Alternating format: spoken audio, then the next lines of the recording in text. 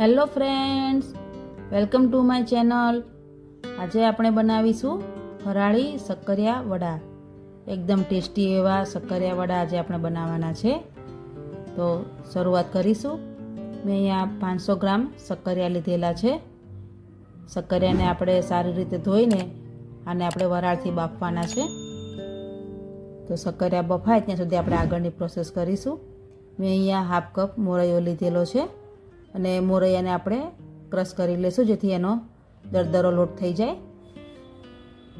તો મોરૈયો અહીંયા ક્રશ થઈ ગયો છે. એનો આવી રીતનો દરદરો લોટ કરી લેવાનો. સક્કરિયા બફાઈ ગયા છે અને આવી રીતે એને આપણે છાલ ઉતારીને હવે આ સક્કરિયાને આપણે મેશ કરી લેશું, અથવા તમે આને છીણી પણ શકો છો, પણ અત્યારે હું મેશ કરી લઉં છું જેથી એનો ફટાફટ માવો બની જાય. તો અહીંયા માવો તૈયાર થઈ ગયો છે. હવે આની અંદર આપણે મસાલા એડ કરીશું. મેં અહીંયા તીખા મરચાં લીધેલા છે અને એક નાનો ટુકડો આદુનો છીણી લીધો છે, તે એડ કરી દઈશું.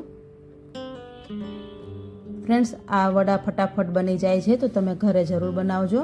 સિંધાલુણ મીઠું લીધું છે સ્વાદ મુજબ. એક નાની ચમચી વરિયાળી અને એક ચમચી તલ લીધેલા છે.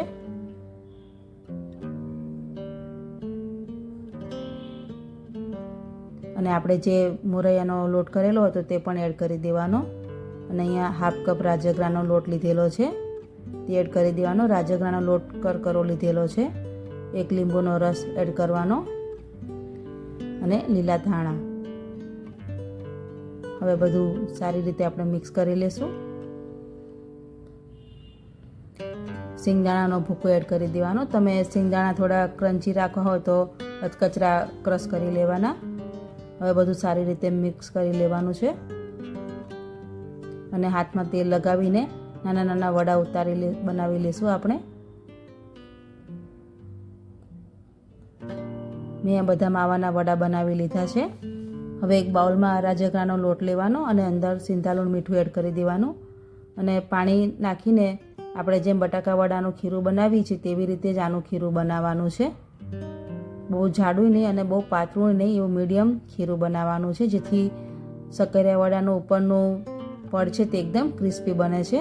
તો આવી રીતનું ખીરું અહીંયા આપણે તૈયાર થઈ ગયું છે. હવે આપણે ખીરામાં વડા એડ કરી દઈશું અને તેલ પણ આવી ગયું છે. અને આપણે આવી રીતે વડા ઉતારી લેશું. તો તેલમાં મેં બધા વડા નાખી દીધા છે અને આપણે વડાને ગોલ્ડન બ્રાઉન તળવાના છે.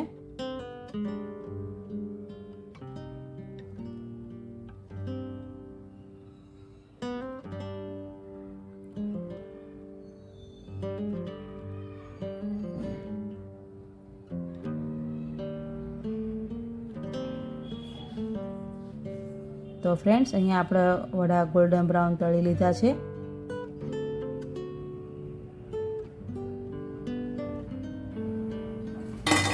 અને એકદમ ક્રિસ્પી વડા તૈયાર થઈ ગયા છે.